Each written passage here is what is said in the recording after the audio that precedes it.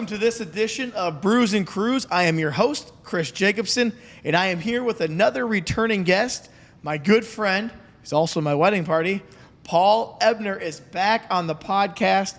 You haven't been on since, January, I believe, or else it's the beginning of February is the first time you were on. It was cold. I remember that. It was cold, yes. And you have returned because you have something very exciting coming up really shortly. When this airs, it'll be the next day. You have something exciting you want to talk about. Yeah. But you are back on the podcast, and you brought me some surprises. I did bring you some surprises. So we'll get the business out of the way really quick before we get to the... Actually, you know what? It's better to be boozing while we're talking business. Yeah. So in lieu of the announcement from last week's Brews and Crews podcast, since you are going to be a dad. Yes. And that's really exciting. I'm super excited for you. So congrats to you Thank you. Stephanie. That's really exciting. Little baby Jacobson, what, May is it? It's somewhere in May. Roughly the end of May is what the Google determination has. But our first ultrasound, from what I understand, is November 1st. Okay. So assuming everything goes as planned, it's still very early, like 5 weeks in right now as this is being recorded. When this episode comes out, it should be about 7 weeks-ish long. Okay. So I think then around that first ultrasound, we'll have a better idea of actual dates. So perfect. It'll be interesting. It'll be fun. Well, since it's your first and haven't experienced fatherhood yet, so I brought something that basically is going to describe what you are going to become once you become a father. And if anyone watching is a father, you will definitely understand why. So, I'm sure you've had this, but it's not going to take long that you're going to become a foggy geezer. Oh, yes. After being a dad for a while, because you're going to be up late, you're going to be up early, you're going to not get any sleep, and your entire brain is going to become foggy. You're going to become tired, grumpy, just like a foggy geezer.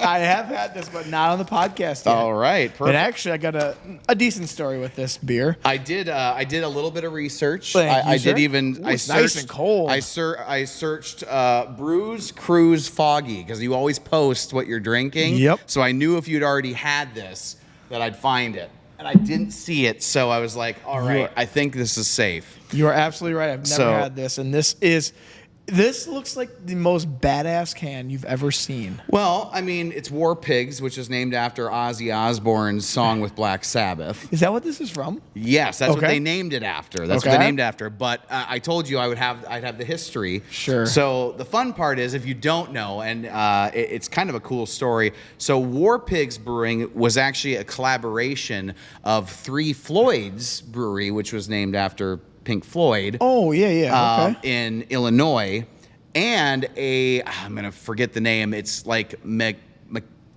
M-I-K-K something. Now I'm blanking on the name. It's like Makella, and it's a European brewery. Okay. And I believe they're in Denmark or Sweden. It's Scandinavian. I know that. So a Scandinavian brewery and an Illinois brewery teamed up and made this. So that's the fun story behind that, and how Warpigs came to be. Because actually, it's funny. It used to have both the breweries on the top. They're not there anymore. Yeah, you used to say Three Floyds on it. Yep. Now it's gone strictly. Warpigs is its own entity now. Wow, they're doing their own thing. Dropping knowledge for us on the beer. That's all I got. I love it. Well, that's all we need. So, but let's crack a foggy geezer in lieu of you going to be one soon, or at least feel like one. Yes. Cheers. I love this beer. Dude, that is good. If I remember correctly, this won Best Beer at the first or second craft beer tour. Here in town? Yeah. Oh, really? Yep. It was either the first or second one. It won first, or Best Brew. Yeah, it's a citrus and tropical hops varieties. Mm-hmm. And you can definitely taste that. 7.3% it's coming in at. I don't know what this Warpig is in a astronaut helmet. Yeah. I don't know what that's all about. But yeah, Warpigs, this is some good stuff. It says on the side of the can that it's Munster, Indiana. It was brewed there and canned there. So, maybe it was Indiana that Three Floyds was in. Okay. Those I states, I get them mixed up sometimes. And yeah, they're all next to each other ish. But anyway, so that's Warpigs and their Foggy Geezer, which I know is their flagship now. This is what they kind of coast on. Yep. However, Oh, we're not done yet. We're not done yet. Oh, I like the box. The box has Once we're done Poppy with on this it. one, because I've been looking for another one of those pairs. The only other one I could find, and I'm bumping the microphone. Ooh, no, I've never seen that one. The Lazarite IPA. So we'll be able to try that one too. So Sure, well, yeah, put that I in the don't old- come with just one. When have you ever known me to have one beer? That's true. Because we're going to play some trivia after this. Yes, we are. So it's helping hopefully unfoggy our brains. So Well, doesn't matter. I can't remember anything anyways. So I've never had this one, and that's really kind of interesting. But the boxes they stand out like they're a similar, sore but thumb. they have each one has their own logo. Sure. I was not expecting to get this because I didn't know that whenever you go anywhere and locally here, this is the only one they have. Yep. And I was shocked to see this one, so I just on a whim I grabbed that too when I was picking up the Foggy Geezer. So this one I'm going in blind. Never had it. So we can try it for the first time together. Well, that'll be fun then. Now, I have had this before, and the first time I ever had this was I was actually, and you'll appreciate this, I was doing a real estate deal. So my right. buddy Corey Sveen, he had a house in Rochester, and I was selling it for him, and I brought all the paperwork over to Rochester, took all the photos, this, that, and the other thing. He goes, hey, you want to have a beer? I go, yeah, why not? This sounds fun. Brings out the Foggy Geezer. He goes, you ever had this? I go, never until now. So I do remember this one because it was a real estate deal I had going with my buddy. And since you're in real estate too, you understand that sometimes you need a beer during it. Sometimes several. Depending on the deal. Well, that's true too. Now the box you brought along says Poppy on it. Does that also signify that I'm going to be a Poppy? Yes, totally planned that. Now that was just the box on the top of the stack at the liquor store. Hey, Poppy. We're going to be a Poppy. Yes, you are. But Oh. once again, congrats. Thank That's you really very much. exciting.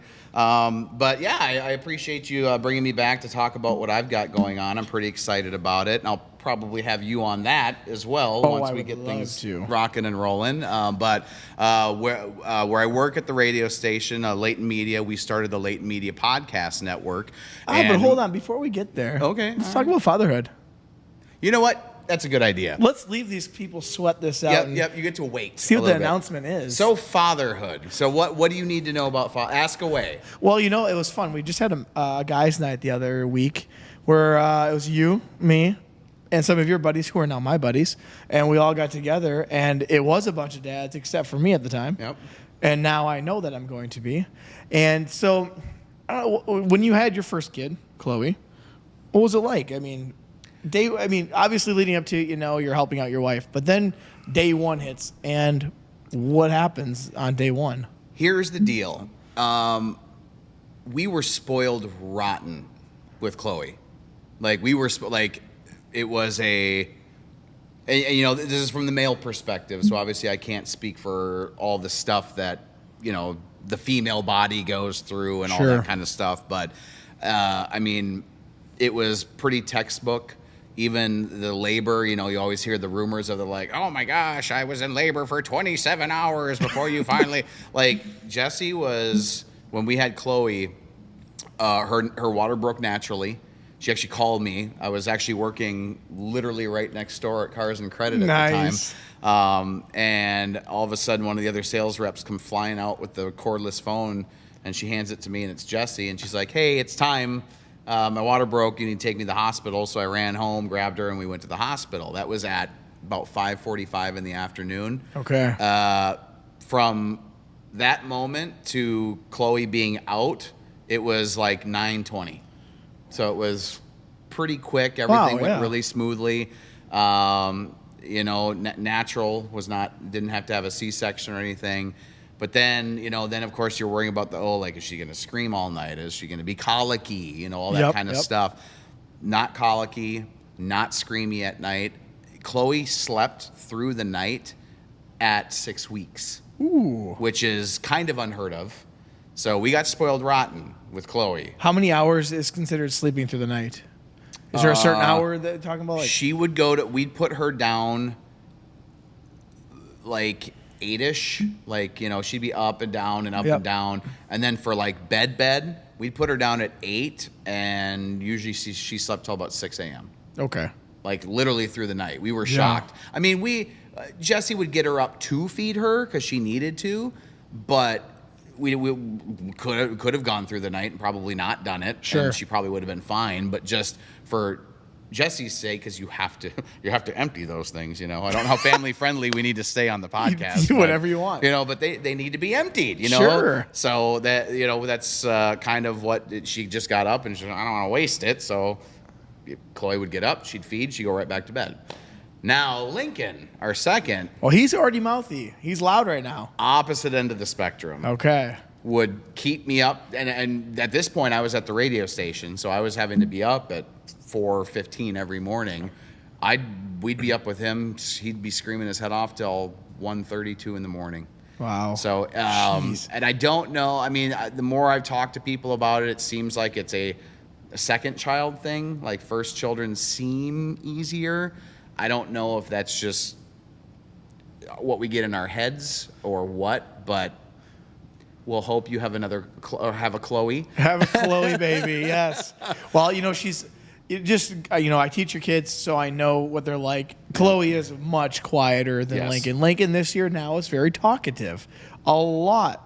And I'm like, oh, well, he would be, and he likes to roughhouse more. Chloe doesn't seem like that. She seems more mild-mannered, just in general.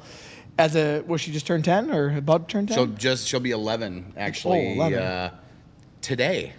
Oh, happy birthday, Chloe. Today of the podcast? when it runs. When it runs. Perfect. Today. Yeah, so my next question is, since you've had your child, let's just go with Chloe because she's had the most time on Earth. What's been the best time in her life that you've liked the most? Is it currently, was it when she's born, or was it somewhere in between?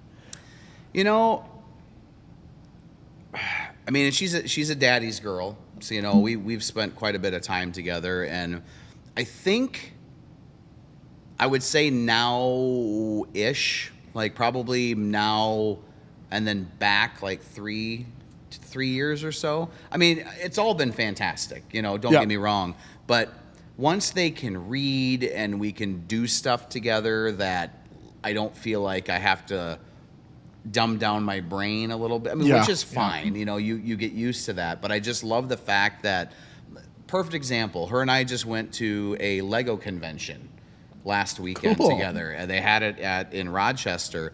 And they had just a little closer. Okay, that's okay. There you go. They had these exhibits of these professional Lego builders. Like one of the exhibits was the guy literally built the entire movie of Willy Wonka and the Chocolate Factory, scene by scene, in Lego. Holy cow! So you had the grandparents' house with all 4 grandparents in the bed. You had the scene where they first met Wonka coming out of the door and walking down the cobblestone. You had the big all edible room with the chocolate river, all the way through to the end where they even had the elevator breaking through the glass ceiling and flying into the air, all with Legos. Jeez. And these aren't sets. Like, these guys go through these, find the pieces they need, and build these just by visual. Sure. That's how they build these. And watching my daughter look at these things and the way her brain works, which I love, she's so analytical. She was breaking down, how can I do this? That's where she's at in her life now, where her brain is to that point where it's so fun watching her see these things and get excited about these things and not be stuck on a screen, that's so easy for kids, or even as parents. I mean, I'll admit there's some times where you're kind of tired and exhausted and you're just like, here's your tablet, just, give me a few. Yeah, the tablet or Nintendo Switch babysitter. I mean, we've all done it. Don't judge Paul. Yeah, don't judge me. But no, I just love seeing her brain develop now to the point where we can go to these things together, and I can get excited about them. She gets excited about them. Do you ever see the show Lego Masters? No, or heard of it? So one of the Lego Masters was there too, and she had apparently recognized him, and she's got all excited and took a picture with him. Sure. And but it's neat now being able to share these kinds of things with her, where before it was like, I want to go see Blippi live. And I'm just like, oh. You can only take so much Blippi, and although I will say, if you're a parent and you've not watched it with your kids yet, Bluey is one of the best things on planet Earth. My students just told me this. They go, get ready for Bluey. I go, I hope not, but maybe Blippi was the one I was thinking of. That's annoying. Blippi is the annoying one. He's kind of, more power to the guy who created Blippi. It was literally, he said, he thought all the YouTube channels for kids were stupid. I can make a better one for my own kids, and he became a multimillionaire off of it. So good for him. He sold the rights. He's not even doing it anymore. It's now like a franchise. But like Bluey, pay attention to it as an adult. You could go home now and watch it, and without kids, and you'd get a kick out of it. It's a good show. Really? It's thought-provoking. Okay. It's fun. Very real life situation. And especially once you have kids and then you're really relating to it, it's going to be even better. But very entertaining show. So South Park, I should hold off on a Probably a little bit. All right. I remember even when I was even a young teenager, my parents even wanted me to avoid The Simpsons. But oh yeah, well I got into South Park in about 4th grade, or about when it came out, and then my uncle took me to Bigger, Longer, and Uncut when I was in 5th grade. And man, did we have a good time. Hate to say it explains a lot, but I'm just kidding. It does. It explains a ton. So I kind of I agree with you because I don't have kids yet, but when I'm teaching all the way from K to 8, I do appreciate being with the older kids where they can appreciate something you might do or say or whatever it might be, and they can maybe you can relate to them a little bit more. You're right. When they're younger, it's kind of like just getting them through these steps until you can obviously relate to them and take them to a Lego convention that they might enjoy. It sounds like she's going to be an architect. I don't know. Architect or artist, the fact that she can see things and create things in her head and then create them, whether it's drawing, painting, or building. Like she just is able to visualize it, see it, and then just create it. That's really neat. So then what's Lincoln like? Total opposite of her now still, or somewhat similar? Chloe likes to create, Lincoln likes to destroy. That's right. You said he wants to do wrestling this year. Yeah, he does. Yes, that's destroying. And I shouldn't say that completely. He's actually very creative as well. But he gets a bigger kick out of wrecking what he makes. He'll take like the magnet tiles and stuff and like make something, and then he has fun like pretending he's Godzilla and knocking it over. Like typical boy. Let's be real. Yep. Us boys always like a little bit of destruction. So, but he has the same creative side to him. Like it's just not as. I'm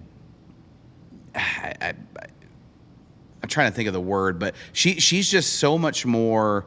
Well, I just guess creative. She's so creative, and it's such a joy to see her just expounding on that and just turning into this person who just wants to create. Yeah. And Lincoln's got a bit of it, but it's just not the same. It's not the same level as Chloe's, and I don't think it ever will be, which is fine. Yeah.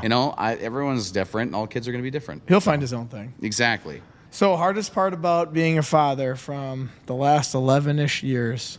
Hardest part about being a father, and this is going to get a little more real. For me, there's just so many unknowns.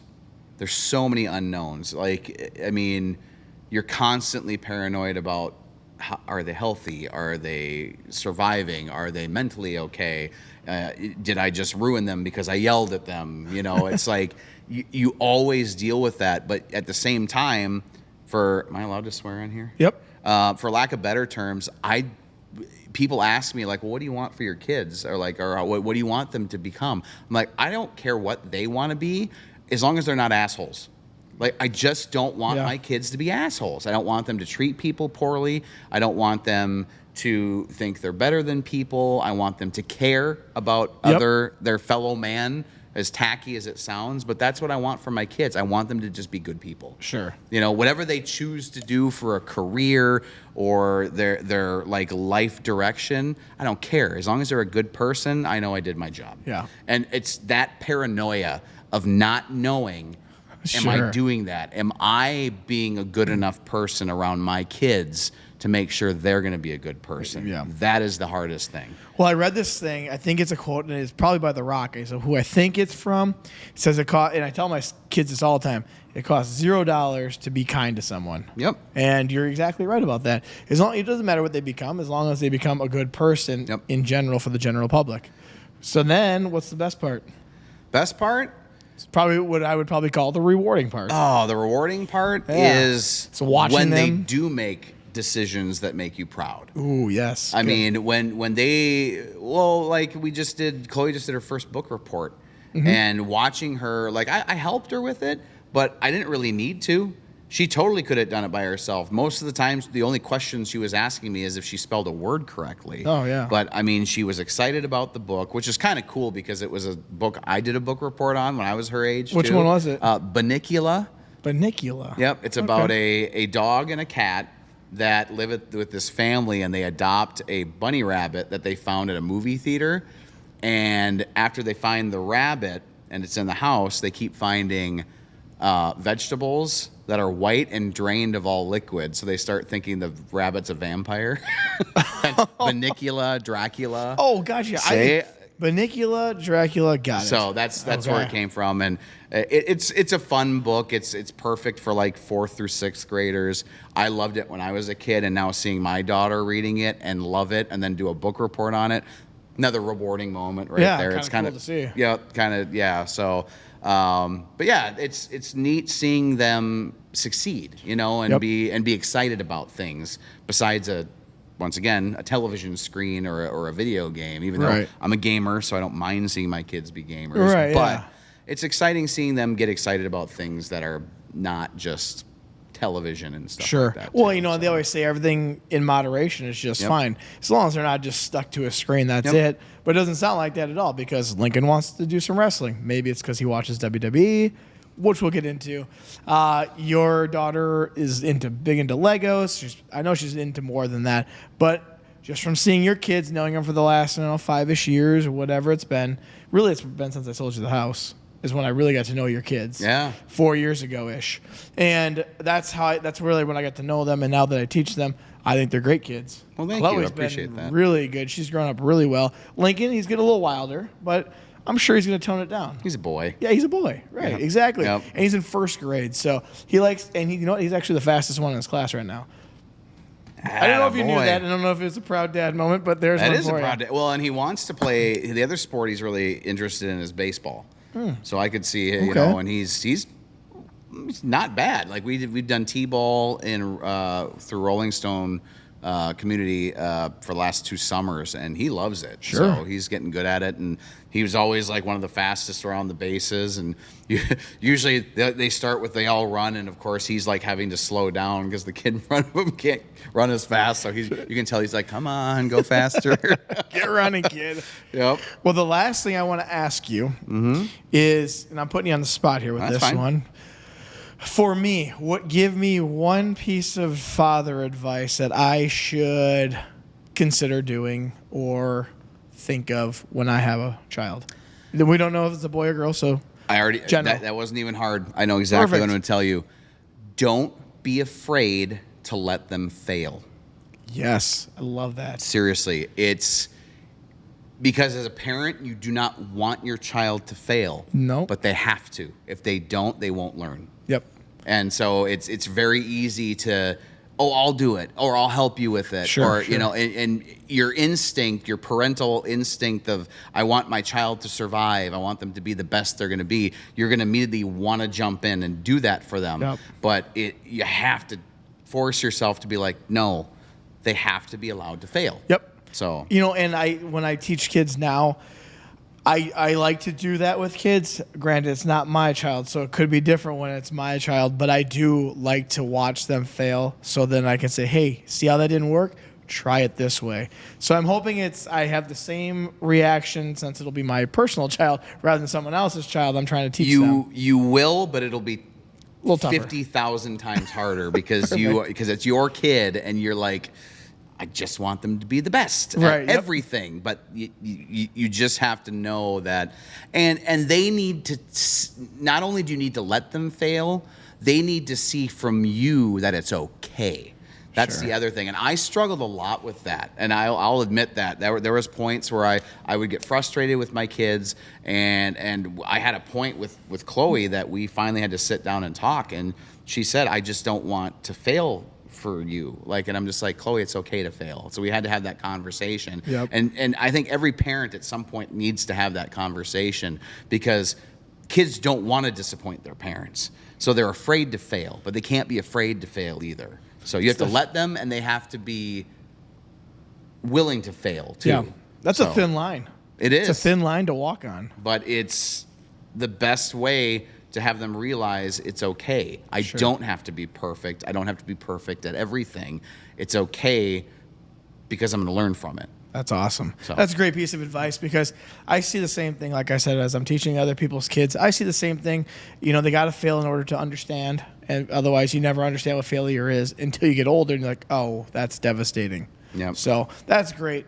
So now let's get on to the big thing that's coming up in your world, podcasting. Yes. You're getting into this. I am. And I'm just, you know what? I'm actually surprised you didn't have a podcast before me.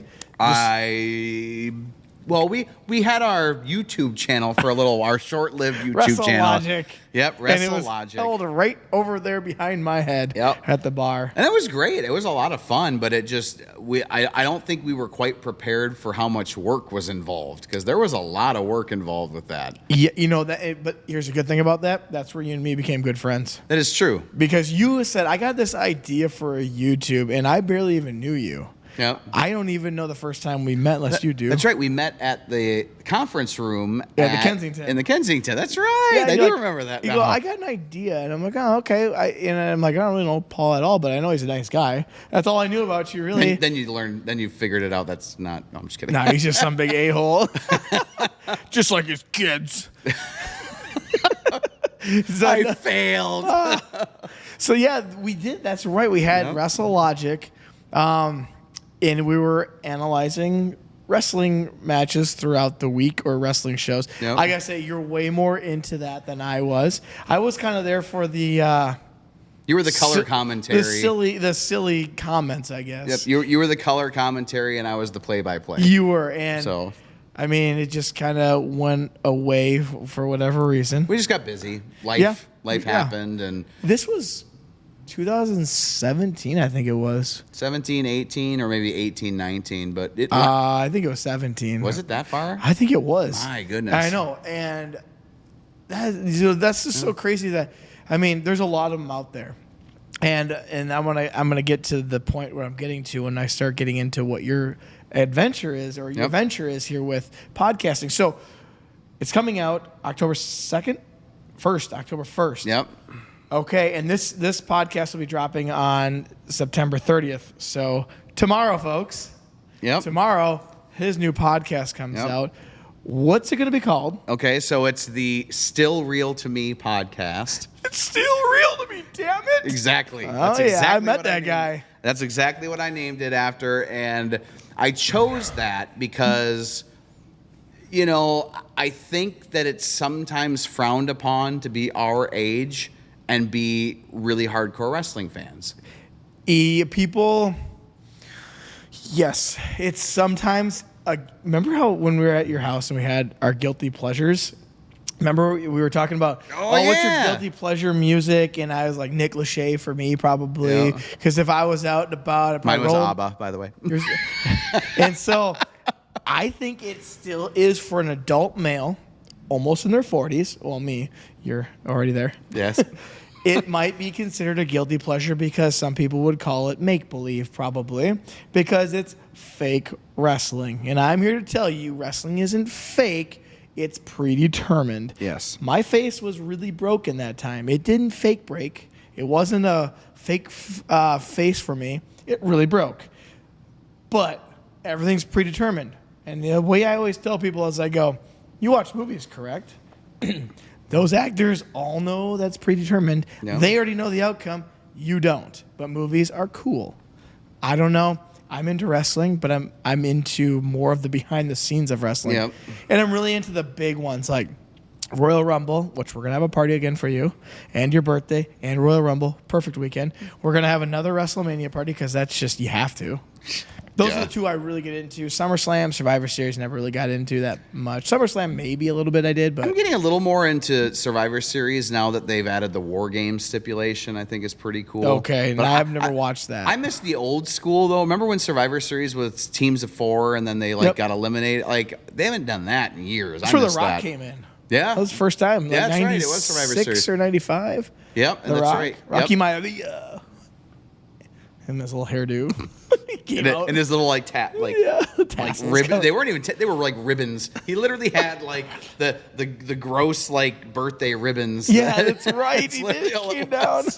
It was pretty cheesy. Yeah. So okay, it's called Still Real to Me, and for those who don't know, you need to research. All you have to do is just go on YouTube and write in "It's Still Real to Me," and you're gonna see a guy. And I met this guy multiple times because he was friends with my trainer in Atlanta. Okay. And he is a guy that is asking a question at an interview with some wrestlers, some old pro wrestlers. Yep. And he's telling about how much he appreciates them. And then right around before he's getting asked his question, he starts breaking down to tears.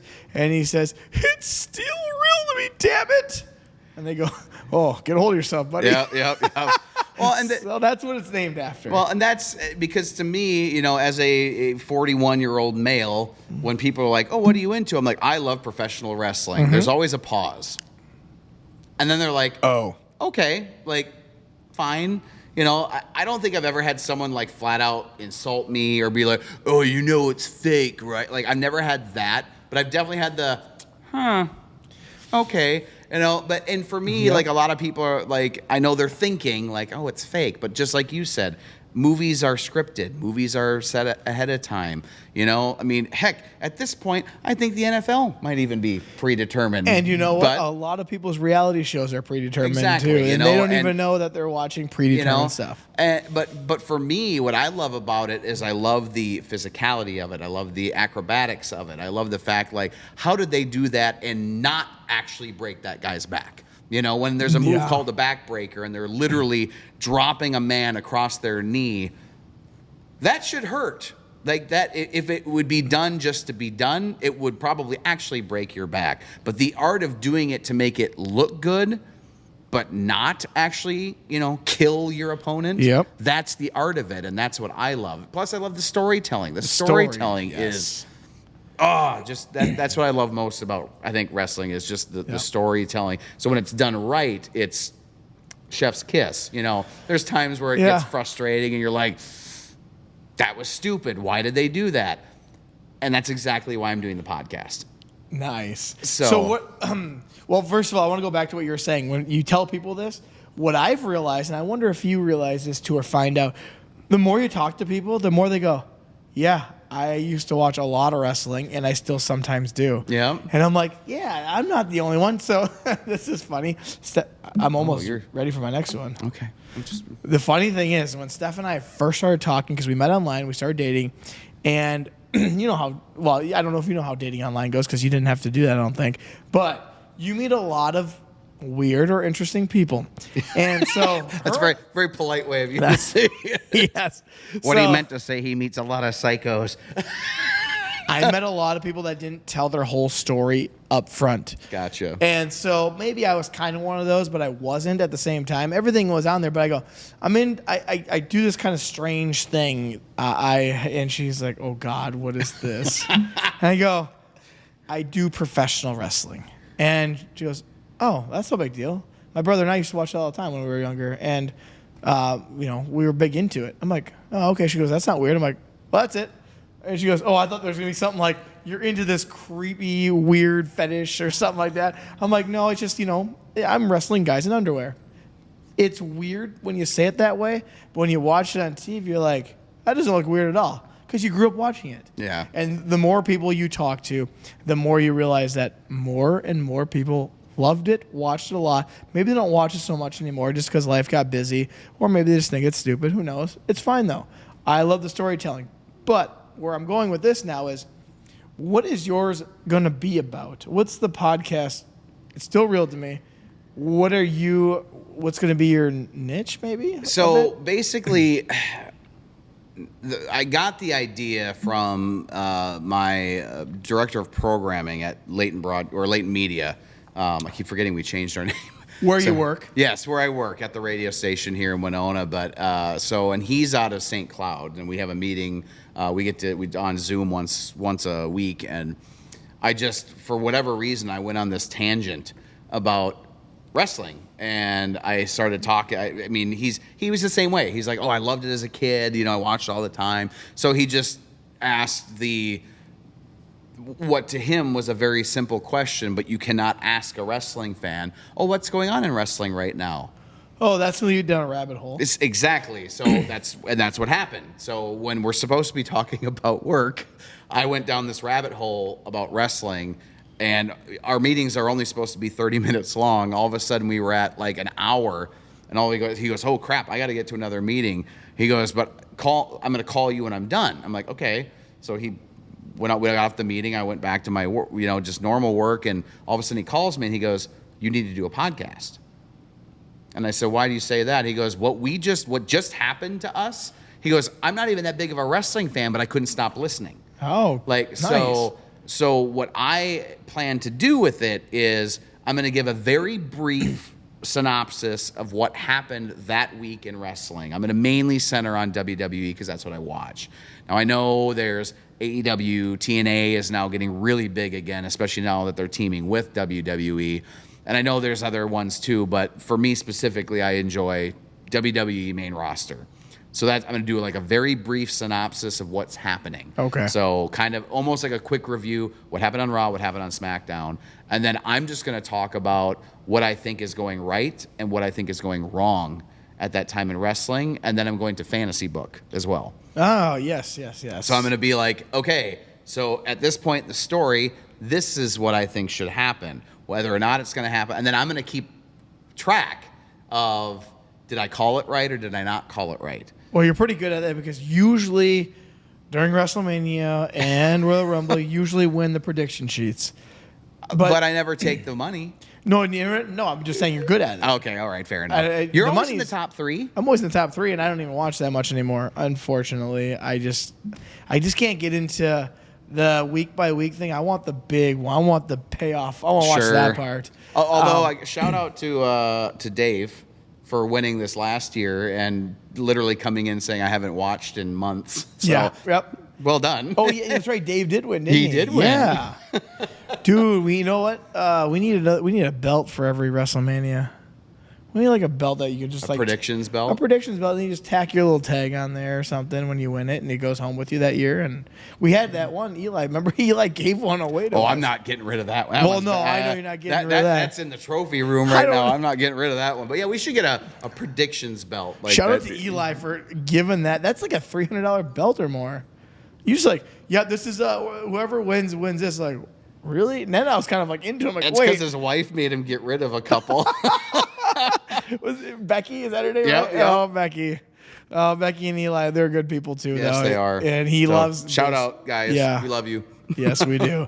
Hopefully you're listening as well. I think they will since you're on. Listen to this one. Okay. So you're going to give a quick synopsis of what happened that week, and then what's going right, what's going wrong, and then fantasy book of what you hope happens? Basically, yes. Okay. Or how if I worked as a writer for WWE, was a bug in Triple H's ear, this is what I think should happen next.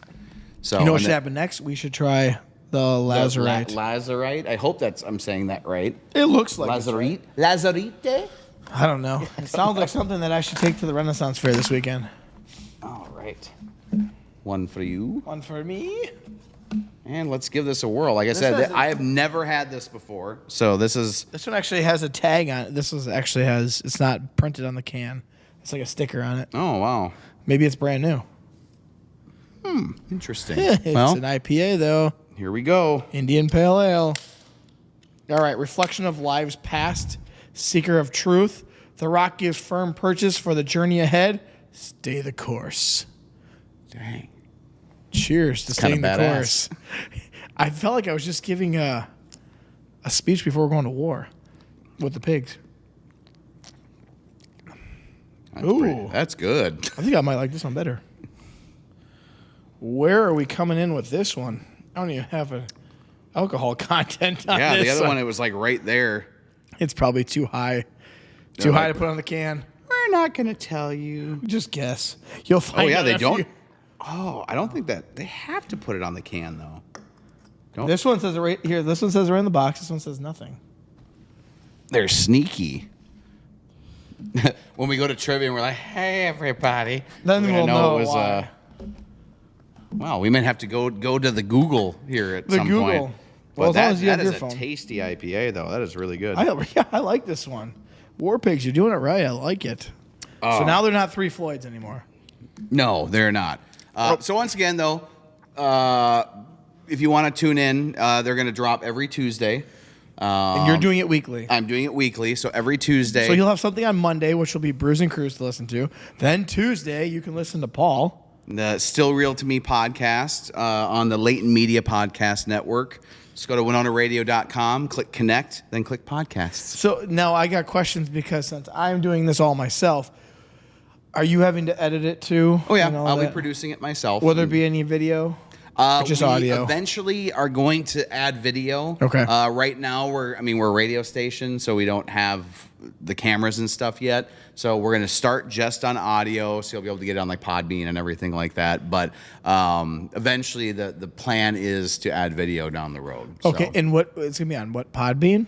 you get a Podbean. It'll be on Apple Podcasts. Okay. I don't quote me on this. It might even be on Spotify. I don't remember what we have set up through Leighton. Okay, yeah. So specifically. Leighton's kind of in charge of it all, or at least whatever they have. Here's the fun part, though, is we in Winona are heading it. No one else in Leighton is doing it. So St. Cloud doesn't have it. Detroit Lakes isn't doing it. They actually let us kind of run with this new Awesome podcast idea. So, so we have our what we call the kind of the free reign ones. Another gal on our staff is going to be doing a movie pod, like covering like. So there's going to be extensions. Oh yeah, cool. There's going to be a movie podcast. She's going to cover like recent films, but then she's also going to do deep dives onto like. She was talking today about like German expressionism used in film today, which I didn't even know was a thing until. What? But then she started naming films that had it, and I'm like, oh, I've seen that. So it was kind of like. You're going to learn, like hers, I'm really looking forward to because she was a film major at Winona State. Oh, okay. So she knows film. So if you're into movies, definitely check hers out as well. Same place. You're going to find it at the same place for the Latent Media Podcast. Well, Network, it only makes sense to have all of you have a podcast because this is what you guys do. Yeah. You're talkers. I don't feel like you probably want to talk more than what you get to talk to because you have to play music too, I guess. Yeah, they force you to play some music, I guess, to keep How listening. dare they? How dare they with the radio station? But yeah, this just seems like it's right up your alley. You are way into wrestling. So I got one more question before. Sure. I know you wanted to ask me some things, but before we get into that, there's a lot of wrestling podcasts out there. What do you think about yours will be different than the others? So I could be wrong here because I know some people and here's the thing. I don't see as much, especially with the really popular ones anymore. I don't see enough for myself personally of the fantasy booking anymore. Okay. I feel like it used to be a thing. I'm giving a guy who's never going to see this a shout out, even though he's been kind of shunned from the community for some personal demons he's dealing with. But his name was Adam Blampier. He was part of What Culture Wrestling, which was a pretty popular YouTube and podcasting network about wrestling. And then Wrestle Talk as well, which is the one I've always loved. It's the one that I've wanted to start doing this because of watching theirs. Love Wrestle Talk. Shout out if you ever see this. I love you guys. Probably not going to, but were they one of the ones on YouTube that you had me watch before? Yes. Okay. Yeah. Yeah, they're bigger now than ever, too. But Adam Blampier would do these fantasy booking videos where not only would he do what's happening currently, he would even go back and say, this is how I would have done this differently. I got so into those, like, I'm just like, oh, that would have been so cool if they'd done it that way. So I just love seeing different perspectives of how things could have happened. And so for me, it's just like, gosh, I have those ideas all the time. Are mine going to be interesting to people? I don't know. We'll find out. But I'd love people to tune in and find out. Maybe they'll give you a different perspective. If you're a wrestling fan, be like, oh, that'd be so cool. But yeah, so like I said, or if you just are there to get the recap, maybe you missed Raw and SmackDown Sure, that yep. week, or maybe you don't have time. So like I really do plan on keeping the recap like fairly short. Like I'm going to give you here are the major things that you needed to know happened, and then I'm going to move on. But so the first 5-10 minutes, boom, you already know what happened on Raw and SmackDown. Okay, so I'm gonna keep you to 1 or 2 minutes here. What just happened this last week on Raw, and also SmackDown. I missed both. Oh no! Well, good thing your podcast doesn't come out until Yes. October I 1st. was out of town on Friday. All right. And we got sucked into watching the extended version of Lord of the Rings on Monday. Okay. I saw that. I saw you guys were watching that. So unfortunately, I watched the recaps. Thank you, Wrestle Talk. Wrestle Talk was the big one you always said to watch. So, yep. Okay, so then I got a question. Give me the 2 major storylines that are happening in wrestling right now. Well, the Bloodline storyline is still going on. But it's taken such a different loop now that because Roman went away for a while, now he's returned, and now there's the power struggle. Now Roman and Cody are working together to try and take down Solo and Tama Tonga, and they're bringing in all these other Samoans now that are all part of the dynasty because that family tree is the size of a freaking redwood. It's basically all of Hawaii. So basically, yes. So there's that one going on that I'm really enjoying because it was one of those stories that every time it starts to get just a little bit stale, they throw some sort of a wrench in there to completely like flip you on your head. All right. So it's been a long time since I've seen a story go this long and keep me interested. So I'm really loving the Bloodline storyline. So that's been really awesome. And then now everything with I'm loving the Gunther is now the heavyweight champion on Raw. Really? And Sami Zayn chasing it because Sami Zayn is the only person on the main roster who has pinned Gunther. Oh. And Gunther will not give him a title shot. Oh. So now there's this whole Sammy trying to prove himself to get Gunther to give him a title shot.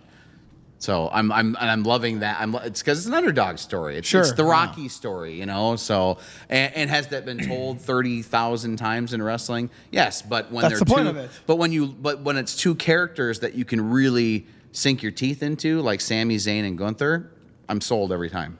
So, okay. Now I'm gonna do your fantasy booking part. Okay. But I'm gonna fantasy book back to WrestleMania. Okay. When we had Cody versus Roman. Mm-hmm.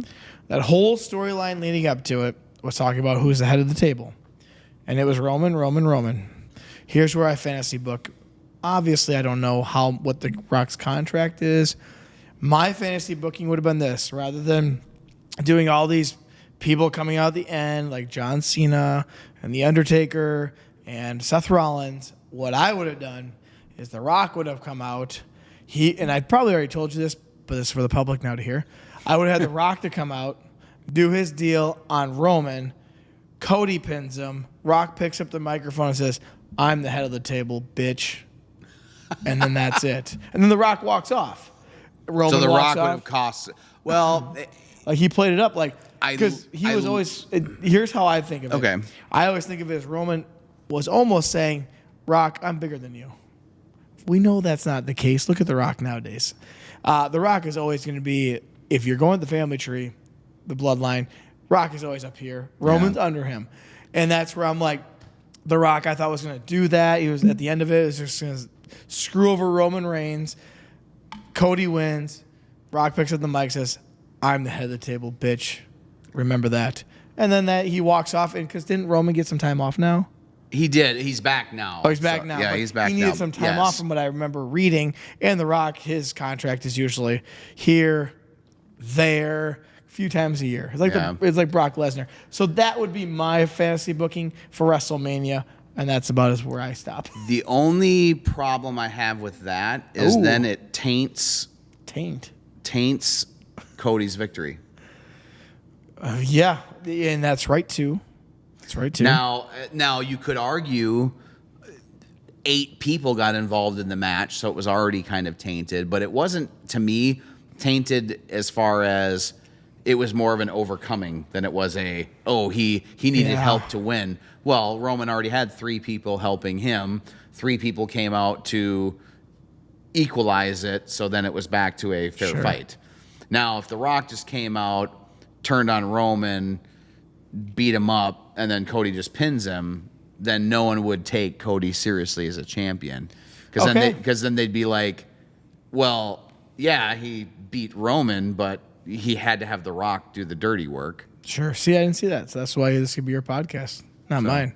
But see, this is why I'm going to enjoy having guests on from time to time, too. So that is the plan, is I will occasionally have guests on.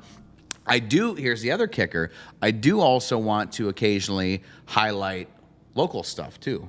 Oh, nice. So independent wrestling, because you were a big part of independent wrestling, and I think that it doesn't get enough of a rub, to be honest, because those guys, you've been there, and as much as it sounds ridiculous, it's a frickin' thing.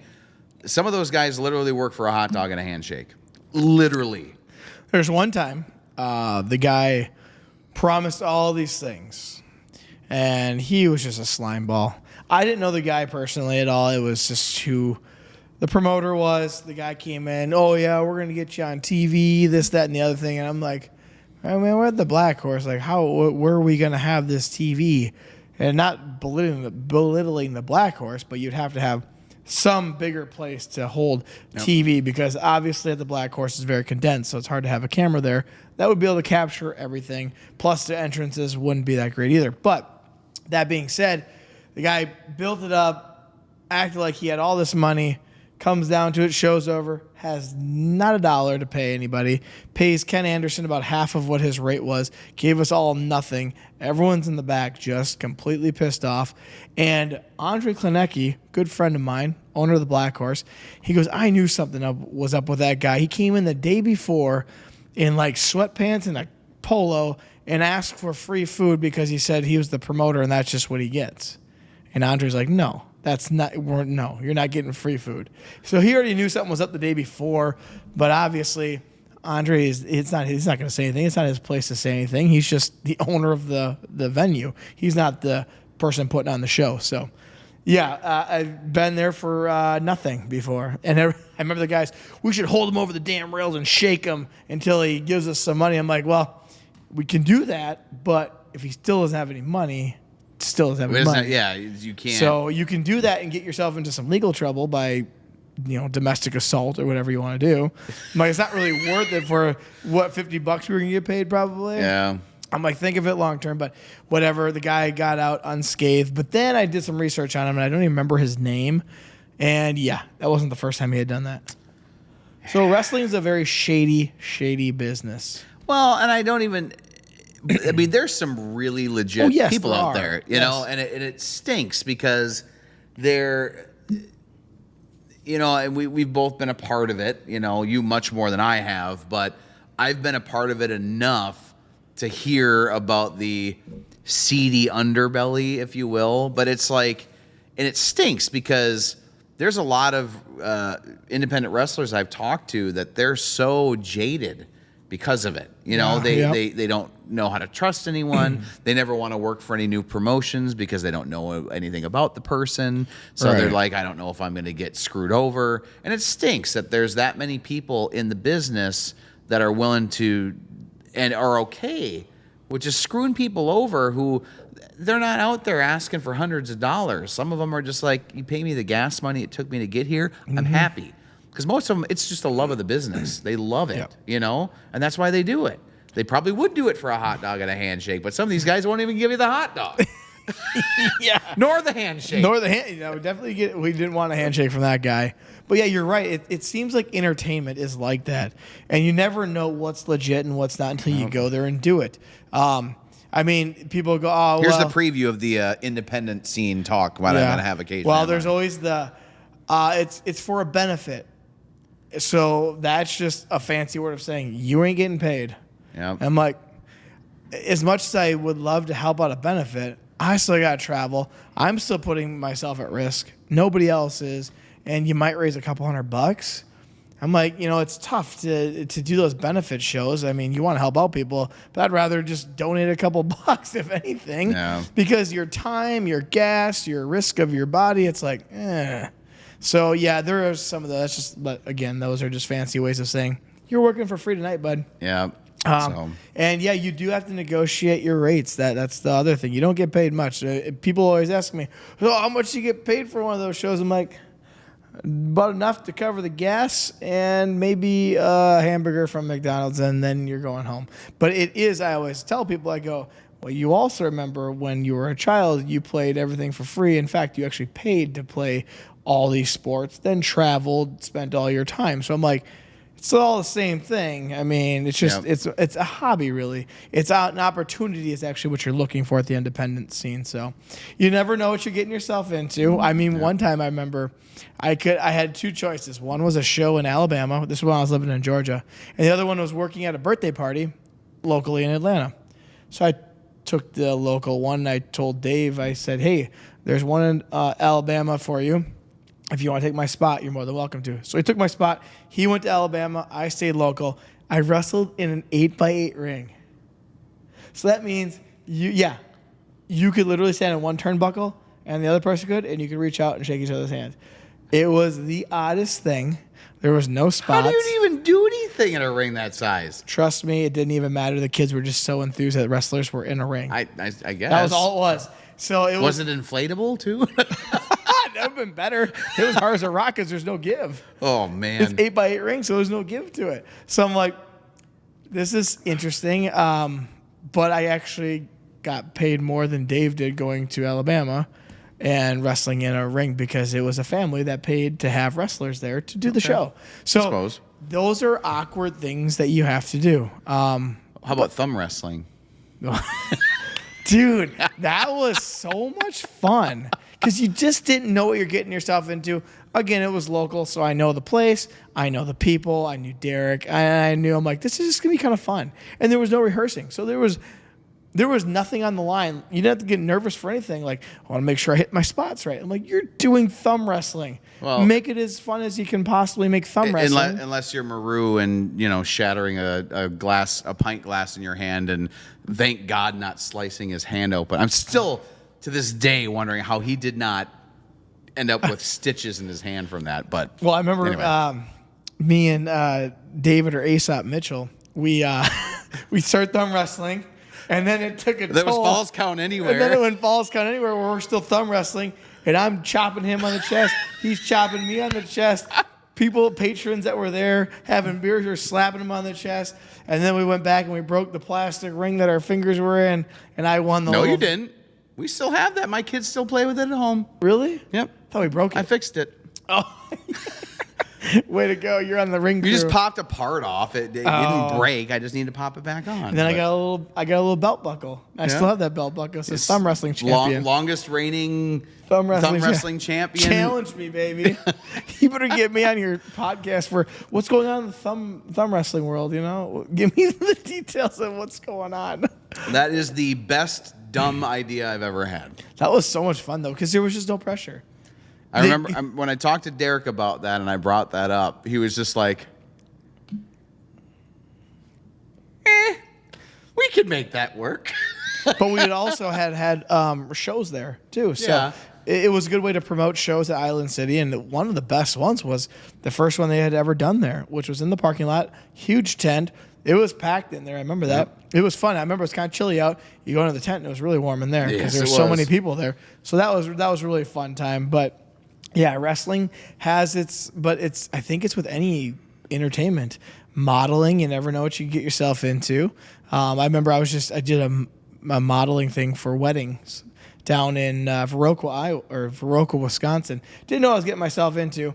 Turned out it was just, it was fine. It was wedding attire, so not a big deal. Not creepy, but... All right, Chris, now take that shirt off slowly, please. And eat a corn dog slow, too.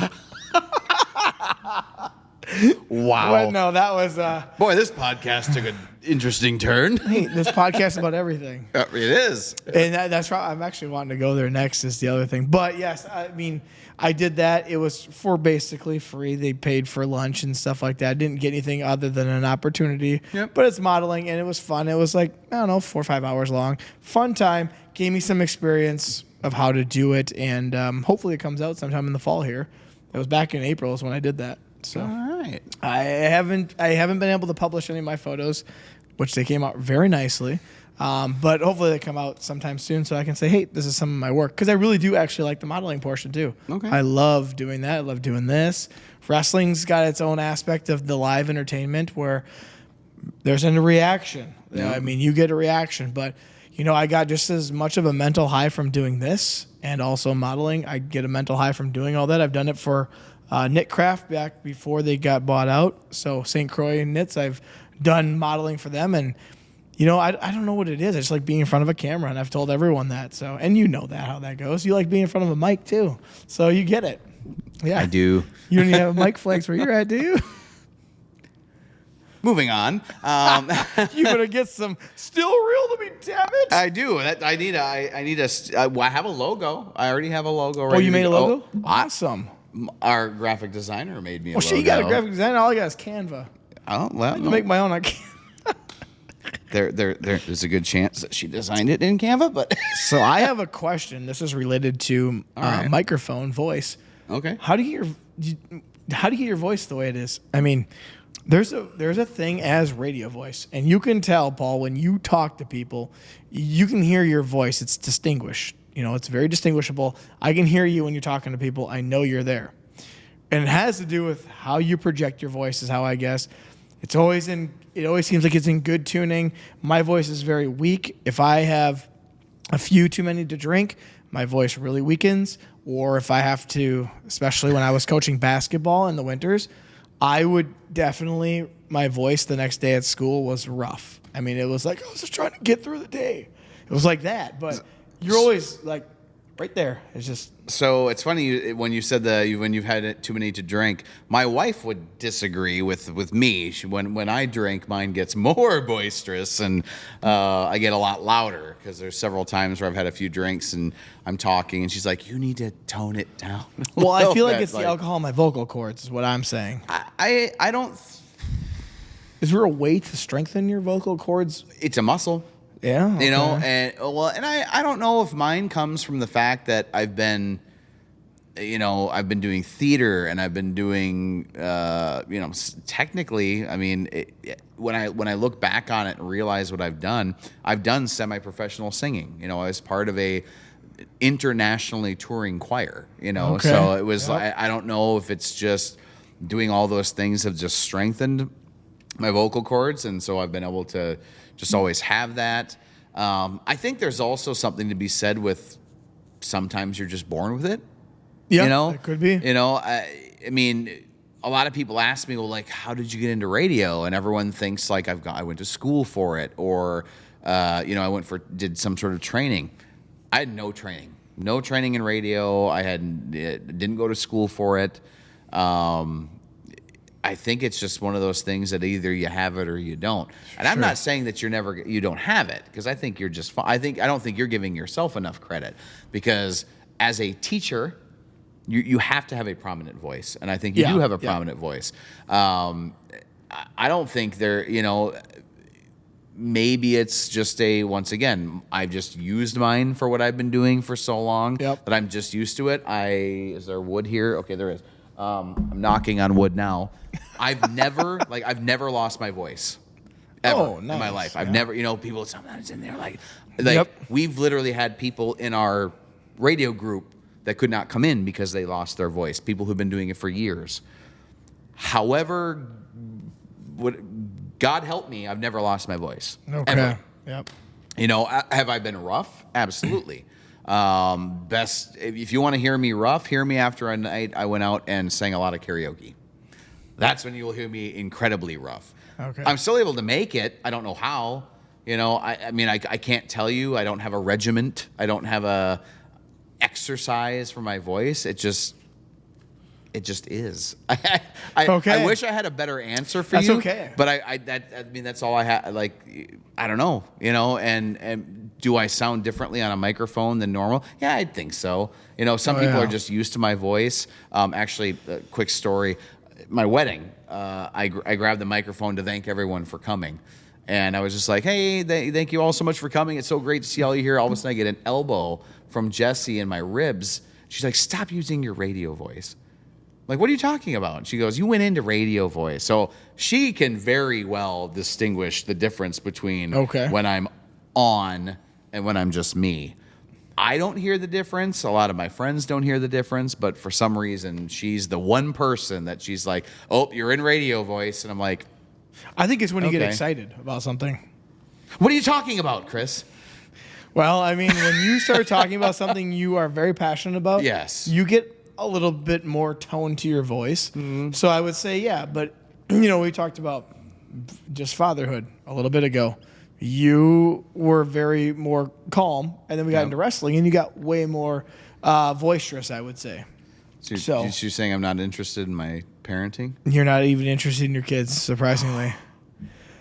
Just kidding. True. So yeah, that was the thing. I was just wondering, did you go to training for that? And you answered my question already, which is no. You just maybe are born with it. I mean, I had vocal training as far as singing is concerned, which I think a lot of the same aspects are there for speaking in a certain tone.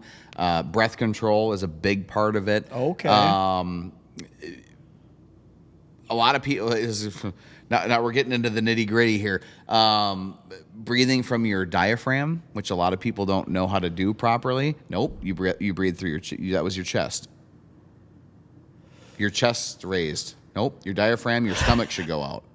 Okay. If I breathe from my diaphragm, did you see my chest move? My stomach went out. I saw your beer belly. But that's breathing from your diaphragm. Everyone can breathe from their chest. To be properly trained vocally, you breathe from your diaphragm because that gives you more power, that gives you more energy, and you can talk for longer without having to take a breath. Ooh, okay. So, all right. Hey, you guys learned something here. So when you like, for whether it's singing, whether it's talking impassioned, breathe from your diaphragm, which should mean your chest shouldn't move, your stomach should go out.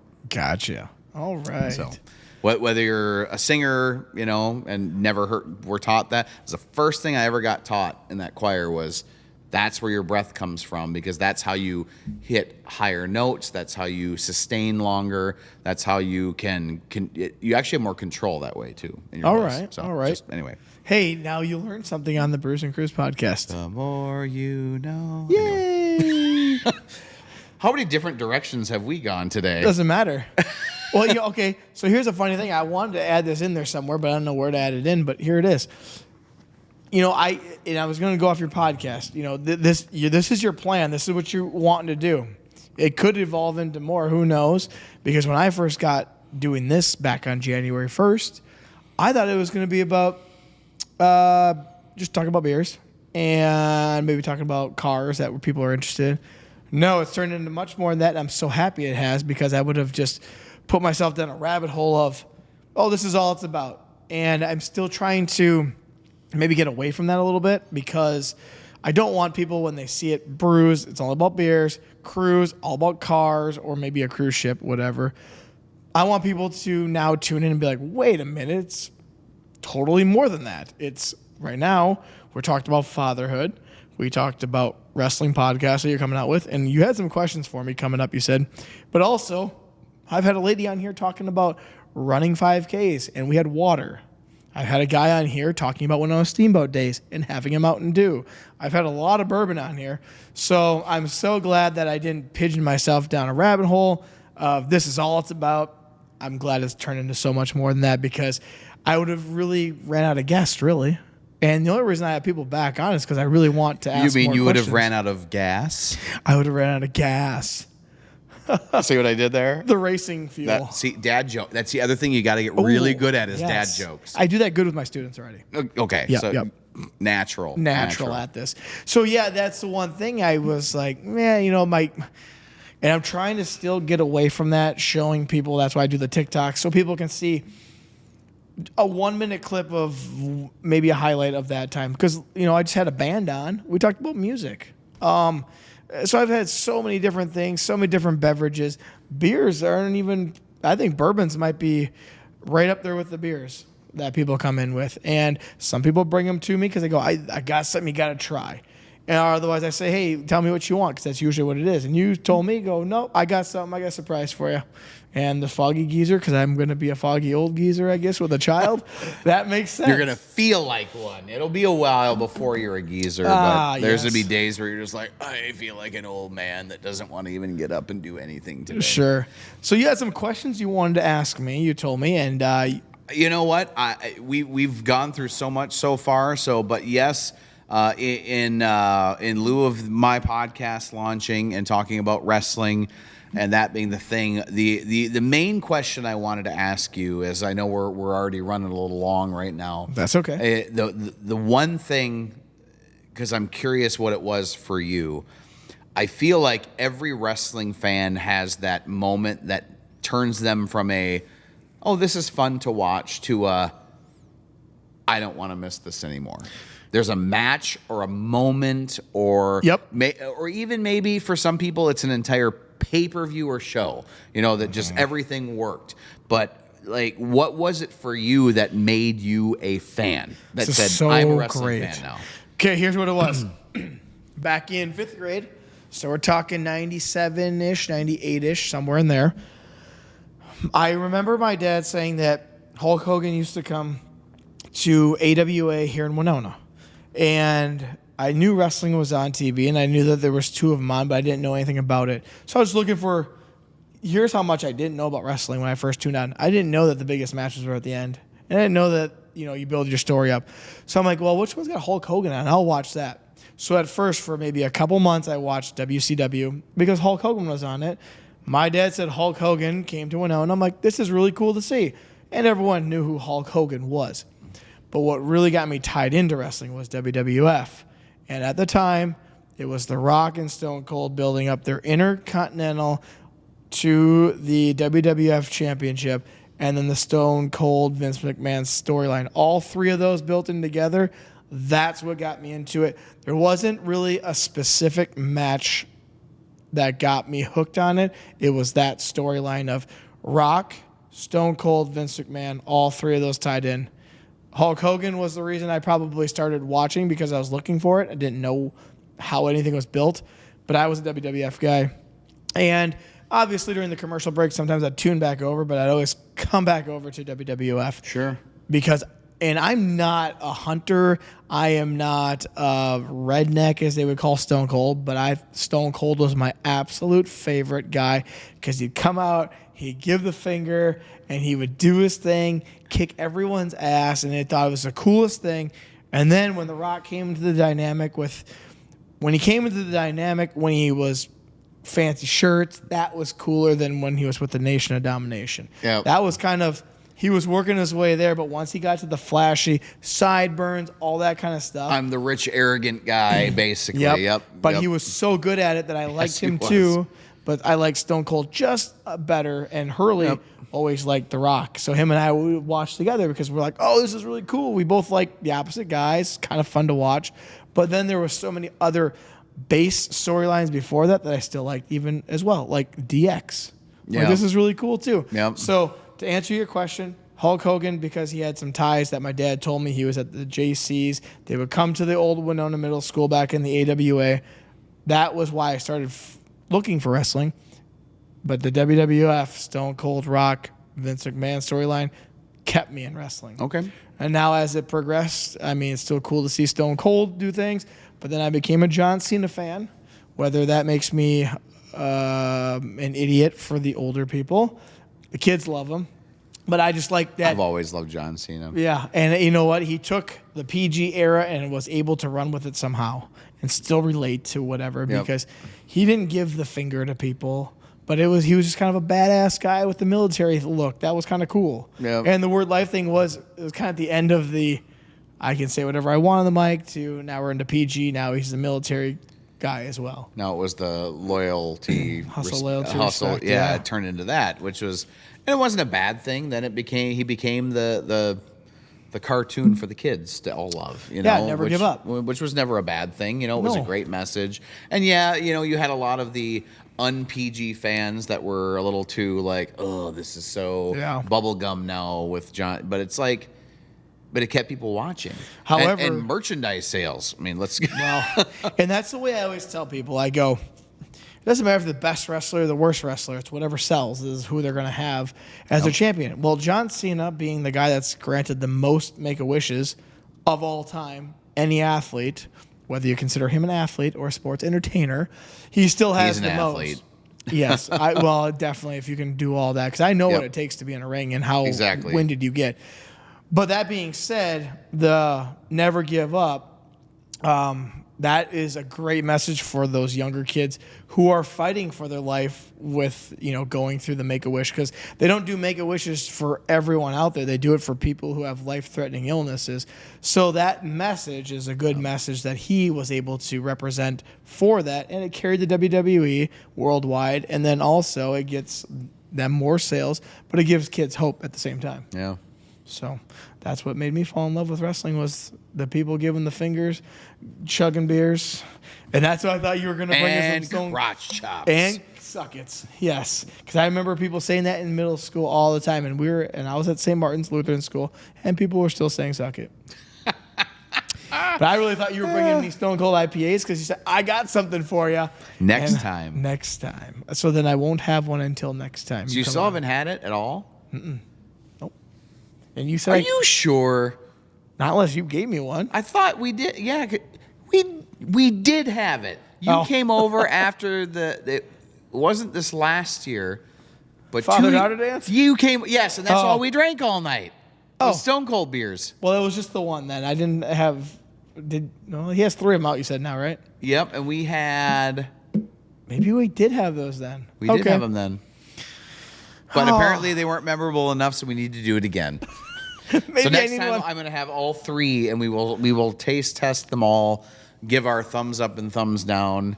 And sounds like a good segment. And I'll let you know how the Still Real to Me podcast is going. But also, you know, well, that would be awesome because it would tie both of ours in together. I have the brews, you have the wrestling. What a way to team up on a podcast. But also, just letting you know, there's going to be a 1-year anniversary party with all those who've been on the podcast. So obviously you and your wife will be invited. I'm going to have it's probably going to be a no kids. So you're going to have to find a daycare or a babysitter. But I'm sure you and your wife would love that. And you said it's going to be so that'll be right around the end of the year for us. So. Oh, so your wife won't be able to drink. No, but she's very excited for me to have that because there should be about 40 some odd guests. Obviously, I've had some doubles up on these, but there should be 40 some odd guests. Plus, if there's significant others can make it, I mean, there's a potential it could be 70 or 80 people, and that would be really cool just to see how the 1 year has gone and where it's progressed. Because even when I look back to 1-2 podcasts and now, I'm like, wow, it looks so much better now. And people keep saying your interviews keep getting better. I'm just trying to figure out how to get it out to the masses more. Yep. And I think you're going to obviously have an easier time with the radio because they're going to promote it with the radio station and all that. So you're going to have a little easier of a time, but I'm still trying to figure out how to get it out to the masses. I don't know if it's more hashtags and all that. I've been kind of researching different things of how to get it out there a little bit more other than boosting it with money. What else can I do? So I'm always working on different ways, and I'm always taking other people's advice. My wife, Stephanie, said, you know, get TikToks out there. Do that. She goes, I see a lot of things that, and then all of a sudden I watch that and I want to go listen or see or watch whatever it might be. So that's what I'm working on. So onwards and upwards. Yeah, I guess, well, it's time to go to trivia, it looks like. Yes, it is. So for those who are listening to us, Paul's back for round 2. And he brought us some, Warpigs, but he also brought us the Foggy Geezer tonight, which that was a good one. I've had that one. But I actually like the Lazarite a little bit better.